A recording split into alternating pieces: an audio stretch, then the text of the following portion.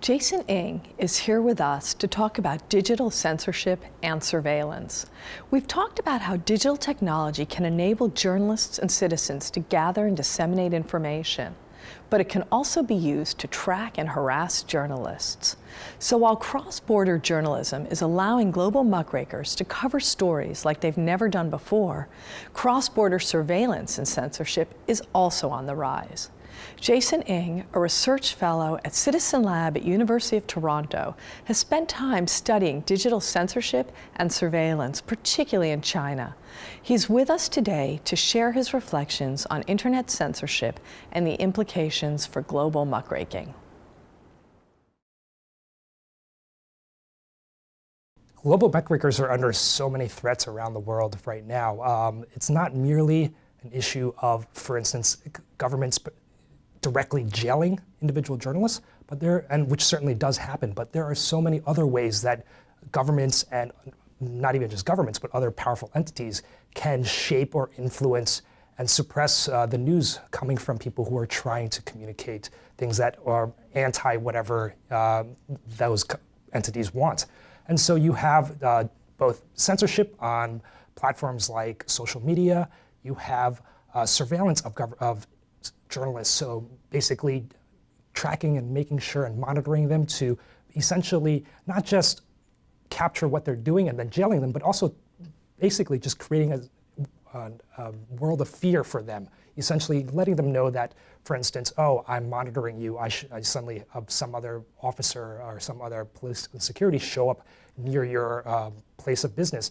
That suddenly creates a chilling effect on you, and suddenly you may no longer pursue stories that you may want to. And so it's not merely about jailing journalists, but it's about digital attacks on them in myriad ways. Different ways that journalists actually can be under threat include, for instance, governments and companies installing malware on your phones. So, for instance, if you, are doing work that's against the government might try and use software that could send you an email that's filled with malware. And once you click on it, it surreptitiously installs itself on your phone. And then from there on, you could suddenly be transmitting all your phone calls and all of your text messages to some third party.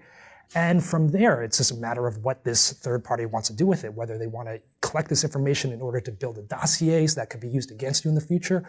It could be a way to leverage some other avenue. It's totally, you're at the whims of this third party. And so that's merely one way that journalists are under attack. But obviously, censorship is a major issue as well.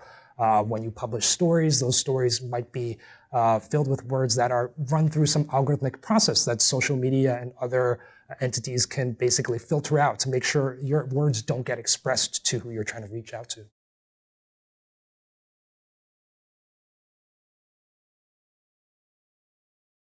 In terms of whether or not much of this sort of suppression and digital attacks on global muckrakers is pursued by governments or companies, I think obviously it's being done by both, and you could make a strong argument that both are incredibly pernicious. Governments can have the tools basically to have officers track you and trail you and to install things on your phones and hire outside consulting agencies to develop custom tools. Companies are also very involved in shaping the public discussion around what journalists are able to produce, obviously, in that they control a lot of the media entities. And so they are capable of filtering what sort of words that are sent out and distributed. And I think in many ways, companies can even be more pernicious because of the fact that they're the ones that are essentially creating the environment and basically setting up a lot of the rules. Governments obviously don't have the time to develop, regulations for every single subset of what can be said here and what could be not said here. But companies are very much in control of these sorts of things. And so from there, journalists are essentially buying into these rules that companies have set up. And so they could either suddenly face a set of rules that causes them to self-censor themselves because their words get shut down all the time. It's very much an issue that companies today are the first line of defense, or not the first line of defense, but the first line of offense when it comes to suppressing journalists' words. So a lot of the technologies that are used to surveil and censor journalists aren't necessarily specifically designed in the first place for that purpose. Some of them are, for instance, the kind of software that you would install on your company firewall to prevent your employees from, for instance, visiting ESPN.com while you're at work. Obviously, this sort of technology can be repurposed to suddenly be employed by a government to suddenly censor an entire country. And so that's what people call dual-use technologies, this type of technology that was originally developed for one thing, but suddenly reused for much more pernicious effects. So in that case, the onus is on the government for failing to use a technology for what it's supposed to be. But you also have companies who are actually deliberately and intentionally creating malicious software that is designed to attack journalists. So you have people like Hacking Team in Italy or Gamma International in the UK, which are producing these so-called malware and Trojan horses that suddenly are supposedly supposed to be used by police and security to track and monitor terrorists and criminals. But obviously, in the hands of the wrong government, they can be used to track and monitor journalists. Companies like Hacking Team in Italy are able to survive because their public-facing image is of one who's helping governments and police and security around the world to track terrorists. And the software is designed for that purpose, but it's a matter of using it properly. And so while we do have laws that prevent the international sale of these sorts of technologies to not be used for human rights abuses, it's very much a case where it's up to the companies to self-regulate themselves. And as we can see from documents that reveal how Hacking Team has been basically selling their software to all sorts of governments, ranging from Ethiopia to many others, that they can't be trusted.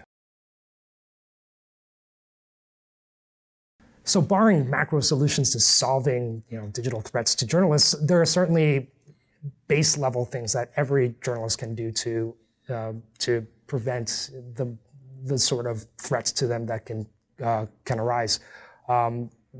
A lot of it is very much grounded in the similar ways that journalism has been taught for hundreds of years. Basically, protect your sources. Now, these days, protect your sources means also encrypting communications, either by using encrypted email or encrypted chat. Obviously, encrypted email and encrypted chat have barriers of entry to journalists, so that's why we're really hopeful that technologies like WhatsApp and the increasing development of more secure channels of communication that are also easily accessible, hopefully these sorts of technologies will give journalists the tools to have a base level foundation of security. From there, they can perform all sorts of other ways to try and ensure that their digital communications are secure. But again, like I said, unless there are some bigger solutions, it's really hard to stop like an NSA level entity from spying and or directly manipulating what you may or may not be able to do.